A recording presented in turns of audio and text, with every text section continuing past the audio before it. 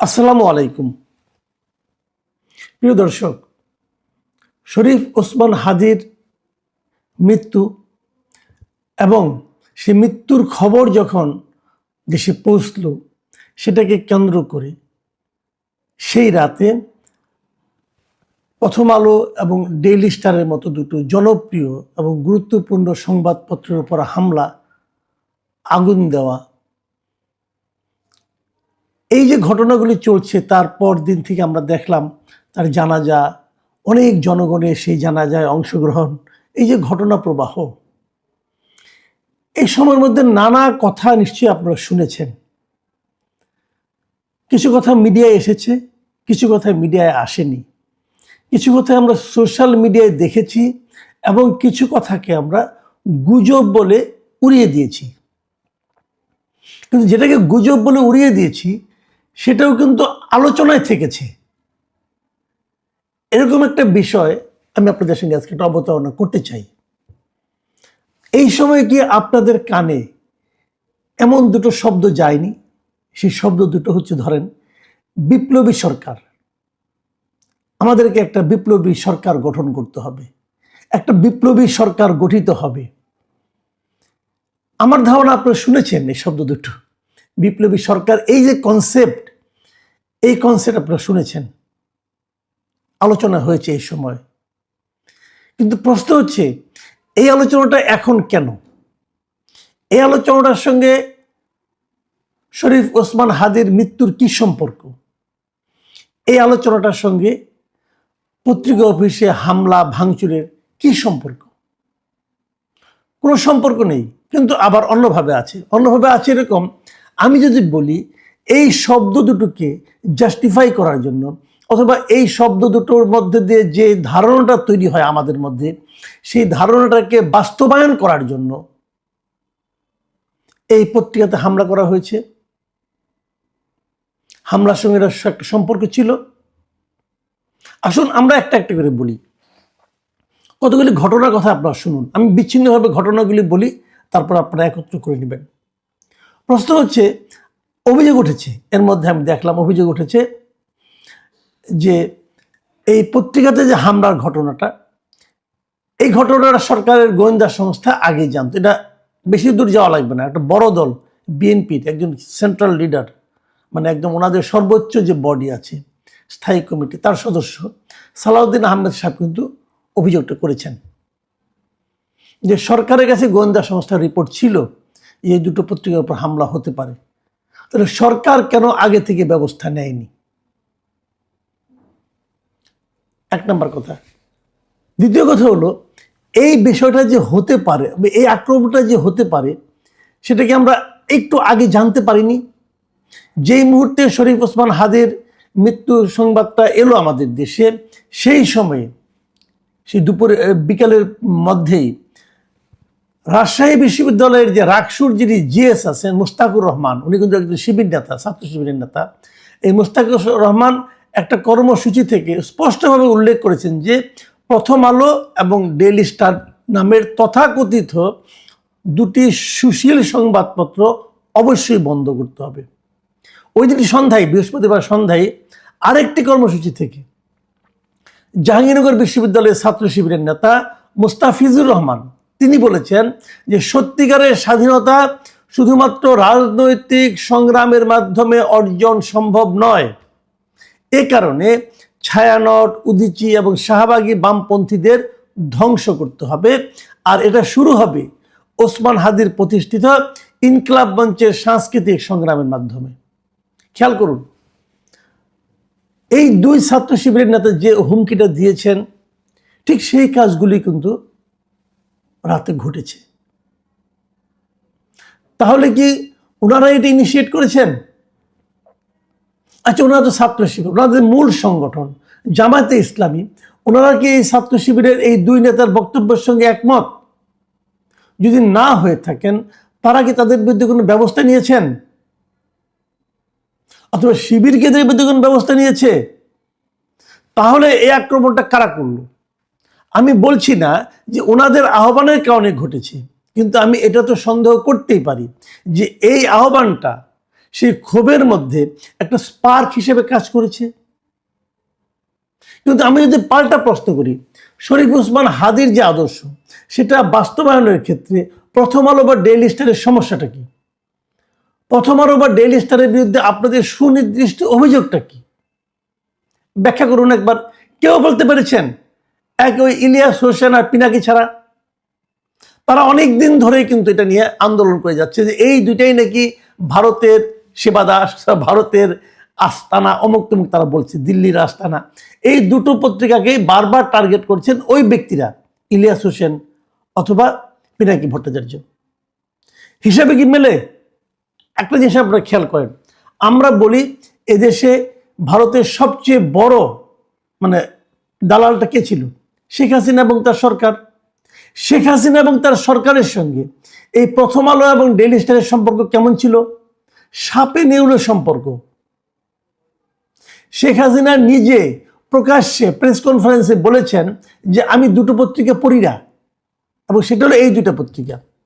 শেখ হাসিনার প্রেস কনফারেন্সগুলোতে এই daily star এবং প্রথম আলোর কোনো সাংবাদিকদের ঢুকতে দেওয়া হতো না। আমরা সবাই জানি, সবাই দেখেছি। তো যে পত্রিকাটাকে শেখ হাসিনা সবচেয়ে বেশি অপছন্দ করতেন, শেখ হাসিনাকে আগে বলেছি, দিল্লির যে প্রতিনিধি যদি বলি তাহলে শেখ হাসিনাকে বলবো আমরা। তো শেখ হাসিনার যে প্রতিনিধি এখানে, শেখ হাসিনার যে সবচেয়ে বড় যে আমি দালাল বলি, তার কাছের লোক বলি, যদি বলি, তাহলে তার সবচেয়ে অপছন্দের যে পত্রিকা দুটো, সে দুটো কি করে দিল্লির দালাল হয় বোঝান আমাকে ভাই আপনারা। এবং এই জিনিসটা কোনো লজিকে কিন্তু এটা মেলে না। কোনো লজিকে না মেলা সত্ত্বেও এখানকার মানুষদেরকে, কিছু মূর্খ লোককে, কিছু অর্ধশিক্ষিত লোককে কিন্তু ওই দুই ব্যক্তি বারবার বলে বলে বলে বলে, ওই বলে না যে মিথ্যা বারবার বলতে বলতে সত্যের মতো শোনায়, তারা সেটা এইভাবেই সত্যের মতো করে শোনানোর চেষ্টা করেছেন। এভাবেই তারা এদের মধ্যে একটা চিন্তা ঢুকিয়ে দিয়েছেন, একটা বিশ্বাস তৈরি করেছেন যে এই দুটো প্রতিষ্ঠানকে ধ্বংস করতে হবে। এখন যদি উল্টো করে ভাবেন আপনি যে এই প্রতিষ্ঠানগুলো আসলে কিসের প্রতীক? আমরা তো বলবো সৎ সাংবাদিকতার প্রতীক। আসেন একটু অন্যদিকে যাই। আগুন ধরিয়ে দেওয়ার কারণে প্রথম আলো একদিন প্রকাশিত হয়নি। আপনারা যারা প্রথম আলো রাখেন বাসায়, সেদিন তারা প্রথম আলো পাননি আপনারা। কিন্তু একবার ভেবে দেখুন তো, সেদিন হকার নিশ্চয়ই প্রথম আলোর পরিবর্তে কি পত্রিকাটা দিয়েছিল?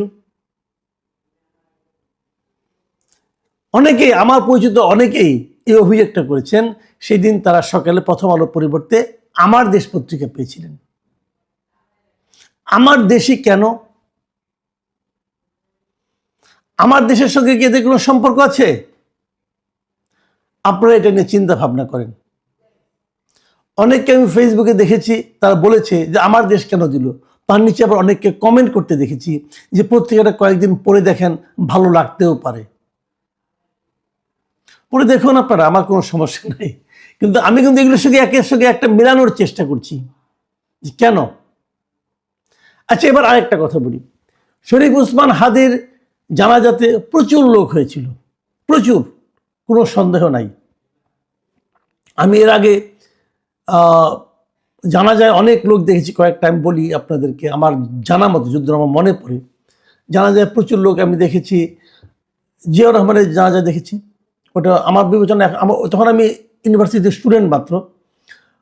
তখন আমার স্মৃতিতে হয়তো তখন বেশি মনে হতে পারে, তখন আমার অনেক বেশি মনে হয়েছিল। তো সেটা আমি জানি না এই হাদির সঙ্গে তুলনা করা যাবে কিনা, আমি বলতে পারবো না, কারণ আমার ওই স্মৃতির সঙ্গে এটা মেলাতে পারি না আমি যদি এর বাইরে বলি, কোকর জানা যায় অনেক লোক হয়েছিল। জিয়াউর রহমানের ছোট ছেলে, তার জানা যায় অনেক লোক দেখেছিলাম। আমি আমিনী সাহেবের জানা যায় অনেক লোক দেখেছিলাম, অনেক লোক। তো এগুলোতে অনেক লোক হয়, মানুষের ভালোবাসা থাকে, অনেক সময় হুজুগ থাকে, অনেক সময় এরা নির্যাতিত, এই বিবেচনায় তারা মানুষ প্রতিবাদ হিসেবে লোকে আসে, বিভিন্ন কারণে হতে পারে। কিন্তু আমি যেন দেখলাম যে কত বেশি লোক হবে তার একটা অদৃশ্য অথবা দৃশ্যমান একটা প্রতিযোগিতা। এটা কিন্তু প্রয়োজন ছিল। লোক বেশি দেখানোটা কিন্তু কোনো প্রতিযোগিতার ব্যাপার নয়, কিন্তু আমার কাছে যেন মনে হয়েছিল এক ধরনের প্রতিযোগিতা চলছে যে কত বেশি লোক এখানে দেখানো যায়। অসুবিধা নেই তাতে আমার কোনো। কিন্তু তারপর আমি কি দেখলাম, বিভিন্ন সোশ্যাল মিডিয়াতে দেখলাম এই যারা লোক এসেছে তাদের অনেকে কিন্তু ইন্টারভিউ করেছে সোশ্যাল মিডিয়ার লোকজন, যে আপনি কেন এসেছেন, কোথেকে এসেছেন, দূর দূরান্ত থেকে, যশোর থেকে, কুষ্টিয়া থেকে লোকজন এসেছে, সাতক্ষীরা থেকে লোকজন এসেছে এই জানাজায় অংশ নিতে। হতে পারে ভালোবাসার কারণে এসেছি। কিন্তু জানাজা নামাজটা শেষ হওয়ার সঙ্গে সঙ্গে আমরা দেখলাম একদল লোক দৌড়ে সেই সংসদ ভবনের প্রায় শতাধিক সিঁড়ি ভেঙে দৌড়ে তারা উপরে দিয়ে যাচ্ছে সংসদ ভবনে ঢোকার জন্য। কেন? তাহলে তাদের মাথায় কি ওই জিনিসটা ঢুকিয়ে দেওয়া হয়েছিল যে একটা বিপ্লবী সরকার হতে যাচ্ছে, সংসদ ভবন দখল করতে হবে, এগুলি করতে হবে, ওগুলি করতে হবে? তাদের মাথায় কিনে ঢুকিয়ে দেওয়া। তাহলে তারা এই বিশ্বাস না নিলে তারা ওখানে দৌড়ে যাবে কেন? ওখানে কি পাওয়া যাবে? সংসদ ভবনে আপনি ঢুকে কি করবেন? এই যে দৌড় সবার মধ্যে, কার আগে কে যেতে পারে? অনেকে রসিকতা করে বলে যে তারা হয়তো ভেবেছে 300 আসন খালি আছে, যে বসে পড়তে পারলে সেই আসনটা তার হয়ে যাবে। এত বড় মূর্খ তারা ছিলেন আমি তা মনে করি না, কিন্তু তাদের মাথায় কিন্তু একটা জিনিস ঢুকিয়ে দেওয়া হয়েছিল যে আমরা এটা করতে যাচ্ছি। সেই যে করতে যাওয়ার, কিছু একটা করার সেই যে আকাঙ্ক্ষা অথবা সেই যে মতলব, সেটা কি শেষ হয়ে গেছে নাকি এটা আগামী আরো কয়েকদিন চলবে? এগুলো নিয়ে আলোচনা হবে, এখনো হচ্ছে। কারণ এখনো ওই লক্ষাধিক লোক যারা এসেছিল বাইরে থেকে, তাদের অনেকেই ঢাকা শহরেও অবস্থান করছেন। বিষয়গুলো সরকারকে দেখতে হবে। সরকার কি করছেন বুঝি না। আমি বহুদিন আগের থেকে বলছিলাম এই সরকারের মতো একটা নন সিরিয়াস গভর্নমেন্ট আমি জীবনে দেখি নাই। এবং আপনারা জানেন, এই সালাউদ্দিন সাহেব বলেছেন সরকারের কাছে গোয়েন্দা তথ্য ছিল তবু তারা করেনি। এগুলি কিন্তু সেই সিরিয়াসনেসের অভাবটাই বোঝায়। এর মধ্যে আবার আজকে দেখলাম আমাদের যিনি ধর্ম উপদেষ্টা আছেন তিনি একটা গুরুত্বপূর্ণ কথা বলেছেন। তিনি বলেছেন প্রথম আলো, ডেইলি স্টারে হামলাকারীরা শনাক্ত। তার মানে ওনারা শনাক্ত করতে পেরেছেন যে হামলাটা কারা করেছে। আমি বলবো যে কেবল হামলাকারীদের শনাক্ত করাটা আরো আগে উচিত ছিল, কারণ ভিডিও ফুটেজ সব জায়গায় আছে। আপনারা যদি আগের বার যখন জিয়াফত করতে গেলো তখন যদি শনাক্ত করে ব্যবস্থা নিতেন তাহলে আজকে আর এই বাড়তি পরিশ্রমটা করতে হতো না। আবার উল্টো দিকে আরেকটা কথা বলি, খালি হামলাকারী যাদের এখানে দেখা গেছে তাদের শনাক্ত করলে হবে না, যারা এদেরকে প্ররোচিত করেছে তাদেরকেও শনাক্ত করতে হবে। অপরাধকে কিন্তু থামানোর সবচেয়ে বড় পদ্ধতি হলো অপরাধ যে করেছে আগের বার তাকে থামান, তাকে শাস্তির আওতায় আনেন, তাহলে পরবর্তীতে অপরাধ এভাবে আর ঘটবে না।